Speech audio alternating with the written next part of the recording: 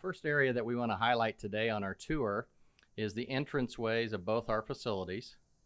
Both areas lack automatic doors for our citizens that might temporarily have a disability or an injury, or someone a little more permanent that might need to use this tool as well. Both facilities do not have those automatic doors that can be pushed and allow these patrons, citizens, students to be able to enter the facilities. So we would like to make those adaptations. Welcome to our grade school office.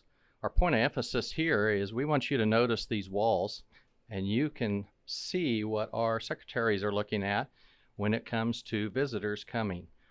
One big topic that is out in our world right now is school safety. And we feel like we need to increase visibility so we can see who's coming and going and only allow those that should be in our buildings. We've moved north up to the high school. You can see in the backdrop that we have a sign here.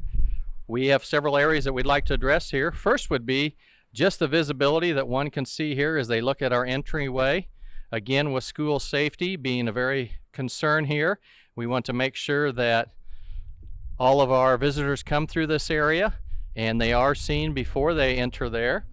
We'd also like to emphasize this is an area that we'd like to address ADA as well. Again, we do not have power-assisted doors. We feel that's pretty important to help our patrons and our students that have some physical disabilities. Now we've just entered inside the front doors of the high school. You can see off to my left here is our office. Again, we wanted to emphasize the inability to be able to see visitors that come through. If we pan just over here to the right, visitors could come in our doors and turn down our academic wing here, and we would not be able to see them. So our point of emphasis here would be to increase visibility so we know where patrons are coming and going, students are coming and going as well. Turning the corner to the left, we've entered into the office. Again, we have that common theme that is very difficult for us to be able to supervise people that are coming and going. You can see on the east wall here that we do happen to have two windows that we can have a partial view. And as we move all the way over to the blue wall, we would like to add windows in this area so we can see everything that is coming and happening in here just to make sure that we are safe. I'm just outside the 1993 area here in our high school and wanted to emphasize that the design that was built back in '93, they had a lot of emphasis on fire suppression. This has been a topic that has been discussed in the previous two bonds, and we are discussing in this bond as well. One can note these blue double doors that they pass through, that they are on a magnet, and what happens is when we pull the fire alarm or it's set off because of a fire, that they will close, creating a barrier between different areas so the fire does not spread. As we move backwards here, I want to show you that the 1993 edition is kind of like an L-shaped, and they divided this area into 5 different areas that would be quarantined if we have a fire. Those are great ideas. All these walls that are here were designed to be a fire barrier for 3 total hours. One thing that we have been working with the powers that be, meaning ISO and the fire marshal, as well as our architects, is that we do not have adequate water up here at the high school.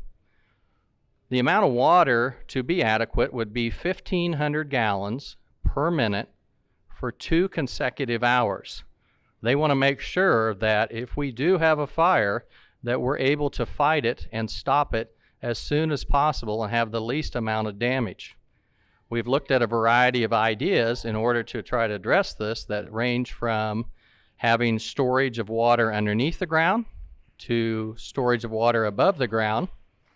Collectively, this whole process could be tied into a sprinkler system that would be added into the high school as well, just in the main building. If we had to add a sprinkler system, that would be the most expensive package that we could develop. We're happy to say right now that as we continue to educate ourselves to address this the best way possible, it looks like we might be able to skip that step. However, in the grand budget for this process, we're looking about $700,000 in order to create a solution. Those are going to be some things that we are working over the next 4 to 5 weeks before we finalize it. However, we know that we do need to address this problem so our buildings could be handled properly if we have a fire, as well as we have run into some challenges finding insurance to cover our buildings that if we do not have proper fire suppression. So look for more information in the near future to address that very topic.